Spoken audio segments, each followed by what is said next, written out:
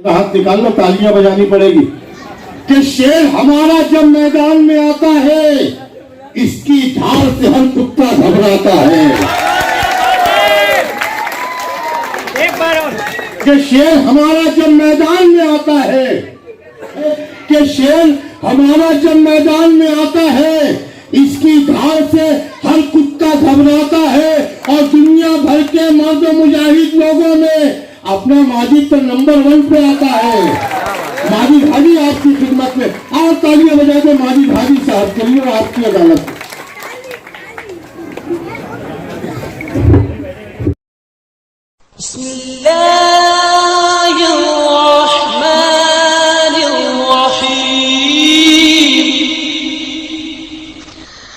मुबारक मुबारक मुबारक मुबारक मुबारक मुबारक मुबारक मुबारक मुबारक मुबारक मुबारक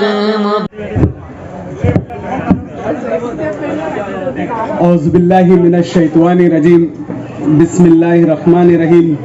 शहनशीन पे तशरीफ फरमा इस इस्तिकबालिया प्रोग्राम वो नकाब कुशाई के सदर वकार आली जनाब साबिर हाजी साहब, मेरे और इस महल्ले के सरपरस्त की हैसियत रखने वाले हाजी कमर सेठ साइकिल वाले, हाजी साबिर सेठ, हाजी यूसुफ सेठ हलवाई, हाजी मुजीब साहब और हमारे इसाक चाचा जो बीच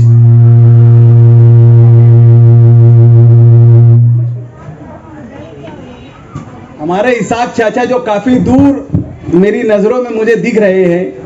और फर्दन अगर मैंने यहाँ नाम लिया मेरे अपने सरपरस्तों का तो शायद गालिबन मगरिब की अजान हो जाएंगी। ऐसे कई सफ़ेद रेश सरपरस्त हजरात, नौजवानों, दोस्तों और बुजुर्गों, आज का ये प्रोग्राम ये मेरे अपने तामीरी काम के इस्तिकबालिया प्रोग्राम के नाम से मुनक़िद किया गया है।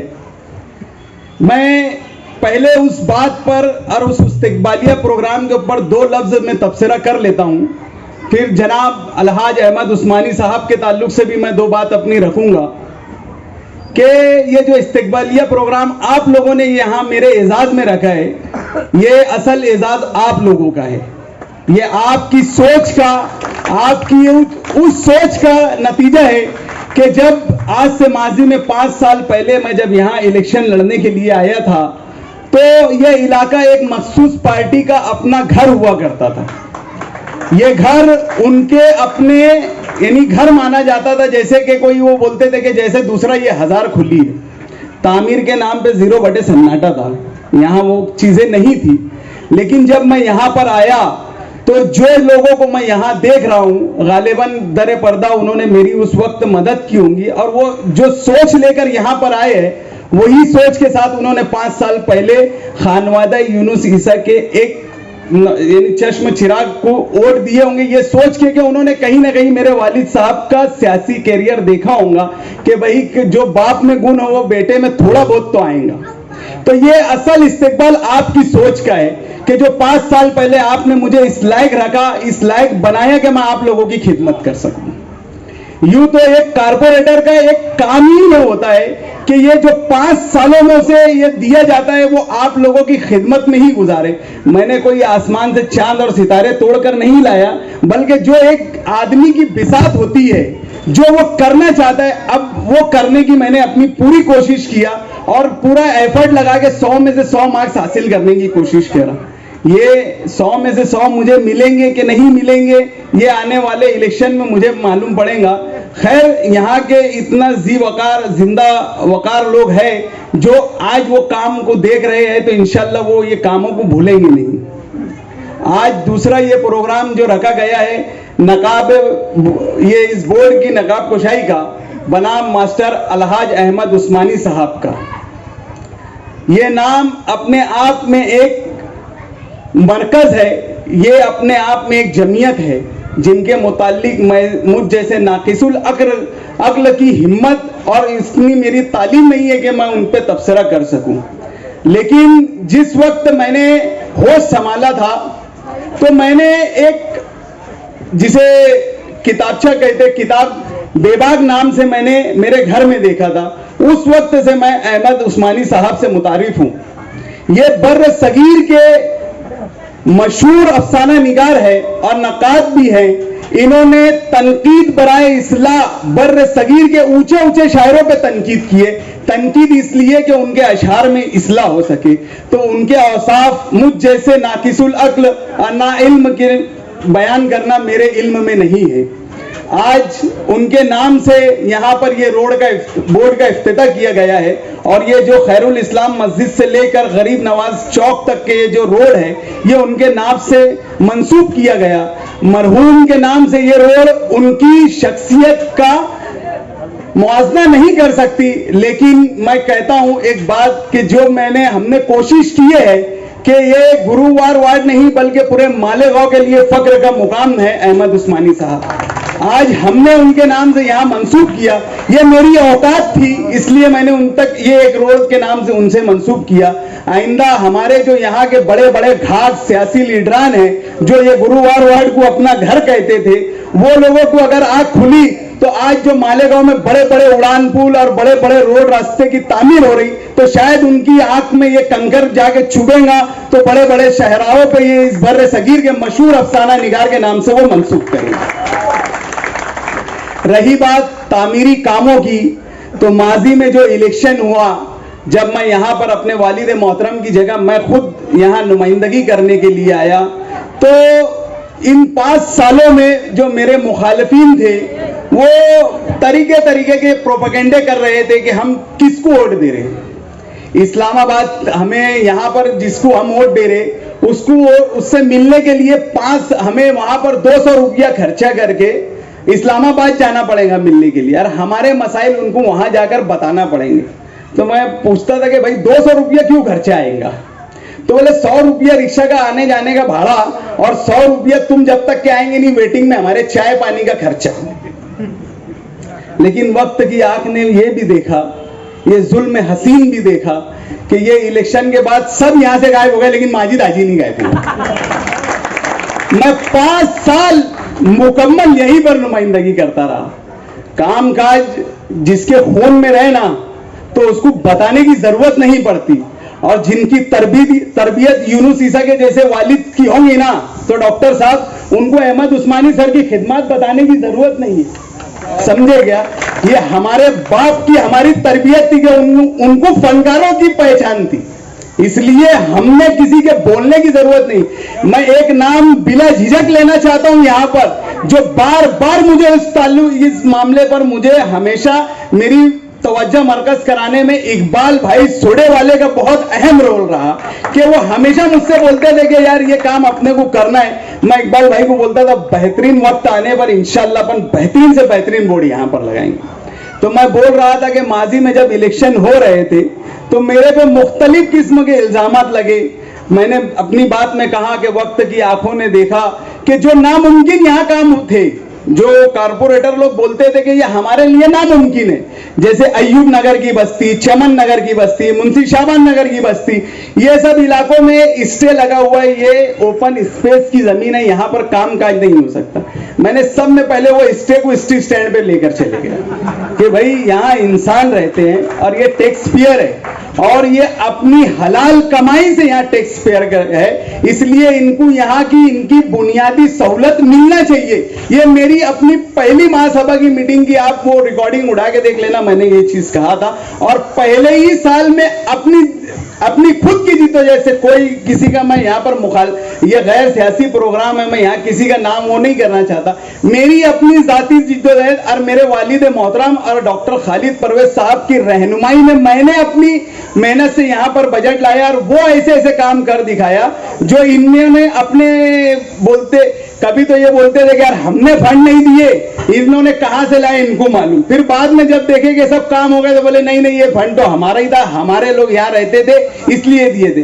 अरे अल्लाह पाक ने आपको 40 साल से यहाँ इख्तिदार दिया, 40 साल का यहाँ आपका इख्तिदार था, और जब जब असेंबलियों की पेटी खुली है तो ये असेंबली इलेक्शन, ये जब गुरुवार वार्ड की पेटियां खुलती थी, यहां से एमएलए की सीट का रास्ता यहीं से साफ होता था। तो उस मखसूस खानवादे को यही गुरुवार वार्ड ने गलियों से उठाकर सर का ताज बनाया था।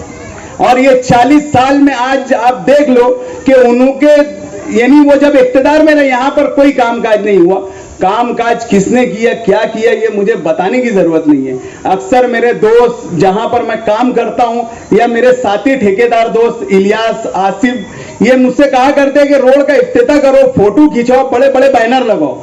मैं बोलता कि मुझे ये सब करने की जरूरत ही नहीं, क्योंकि मैं ये मानता हूं कि ये इलाका 55 साल की इसकी उम्र है, 55 साल हो चुका है। जनाब इस्माइल नांदेड़ी से लेकर मुझ तक के यहाँ पर जितने भी कारपोरेटर आए, यहाँ की आंखों ने सबको देखा है।